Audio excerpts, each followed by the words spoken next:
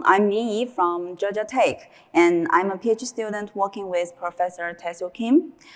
Today, I'm going to present our work on a user study in Decentralized Finance titled, I experienced more than 10 DeFi scams on DeFi users' perception of security breaches and countermeasures. First, what is DeFi? It's a financial ecosystem built on the blockchain platforms. And this ecosystem operates through the smart contracts and offers a variety of financial services similar to those we've used for decades in centralized finance.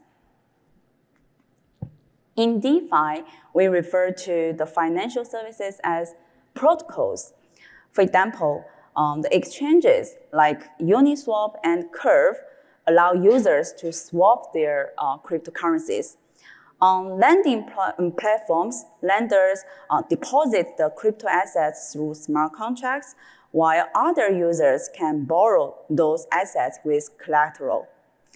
Liquid staking platforms issue received tokens to users, maintaining the liquidity of their staked assets.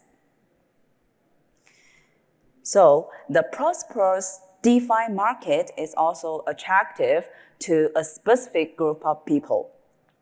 One day, a member of our lab shared a link with us on Slack. So it was supposed to be a live stream of the SpaceX Starship flight test. How exciting. And we couldn't wait to watch it, right? But guess what it actually was. So if you click that link, you will see Elon Musk promoting you to give you 2 Bitcoins if you send him 1 Bitcoin. Everything seemed legitimate, right? The people talking, the account name, and the large number of subscribers. But it was a scam. So even some security experts like our lab member fell for this live streaming link.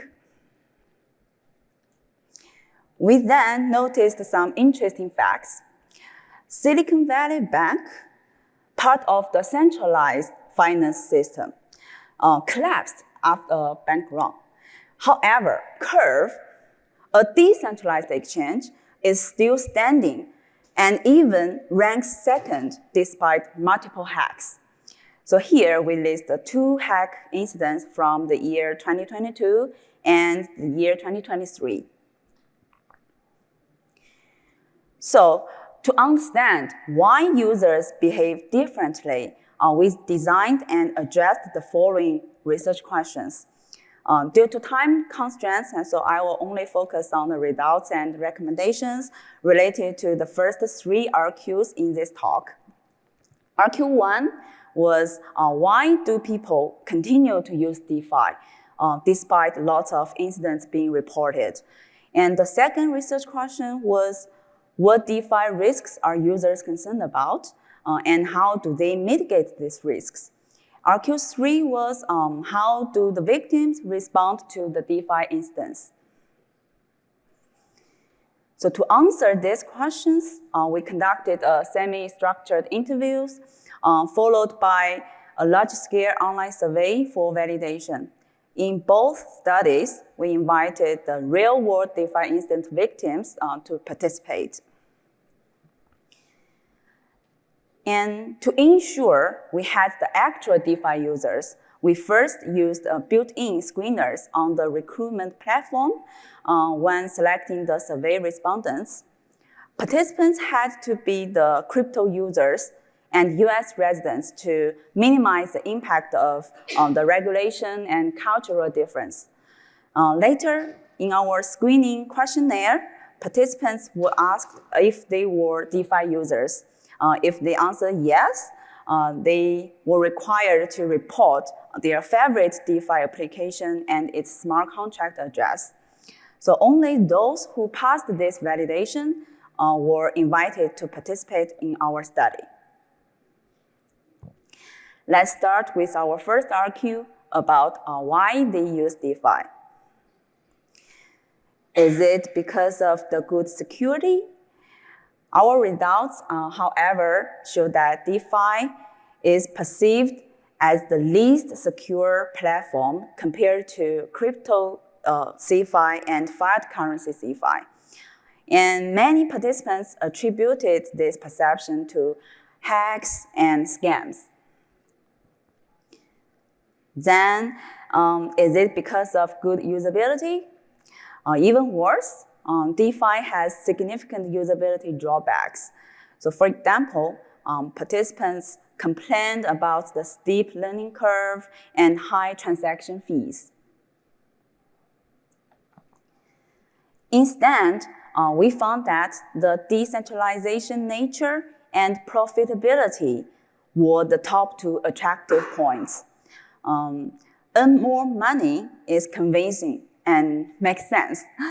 However, it seems some participants may have a misconception that decentralization equates to security. For example, when participants claimed decentralized is always safer than centralized. So this leads us to wonder, are they aware of the risks associated with DeFi, and how do they mitigate these risks?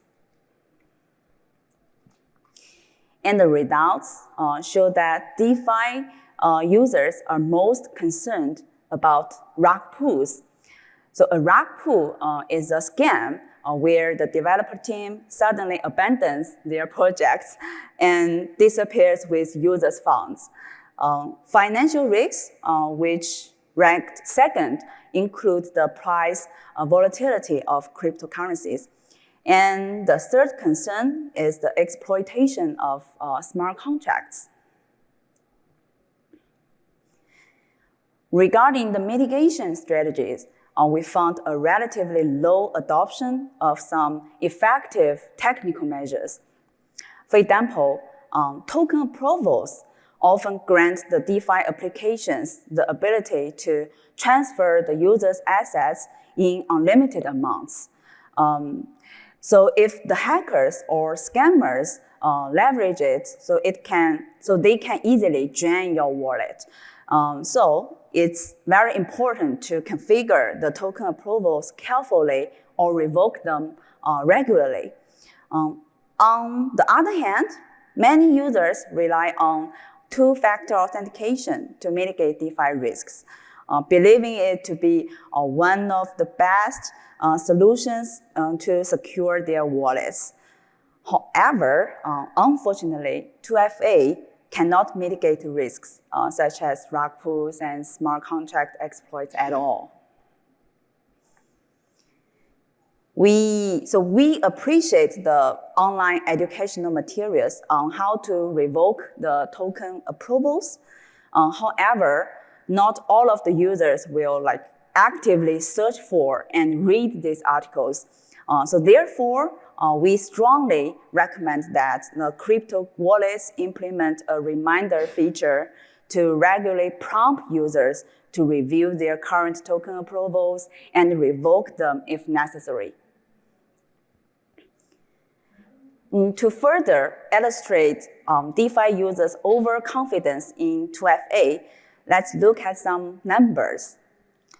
So among the participants who adopted technical solutions, about 60% of them chose 2FA.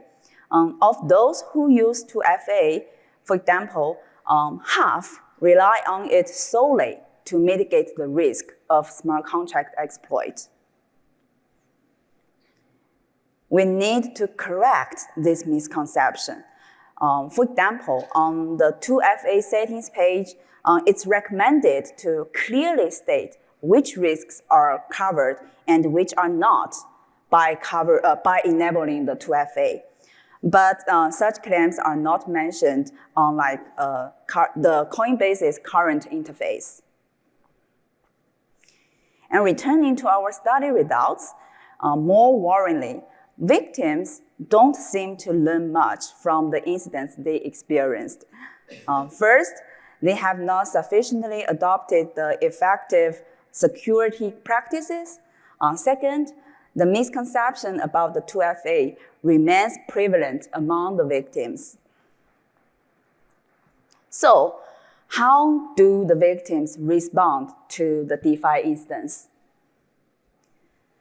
It turns out that after a scam, many victims either did nothing but moved on or invested more in other services to quickly make up for their losses. In addition, more than half of the victims reported that their belief in DeFi either remained unchanged or even grew stronger after the incident. The main reasons for this are, once again, profitability, such as the belief that an opportunity to make money is something I believe in, and self-blame, where many victims tend to blame themselves, more than the developers or hackers for making them victims. So this high tolerance leads to some unfortunate outcomes. Victims reported suffering an average of 1.8 DeFi hacks and 4.7 DeFi scams. So they continue to lose money and seem to demonstrate similar behavior to gambling addicts. Taken together, we found that DeFi users' strong financial motivations seem to outweigh the security priorities and concerns. So additionally, experience with incidents and education may be insufficient to help users to adopt better security practices. Yeah, that's all of my talk. I'm happy to take any questions now.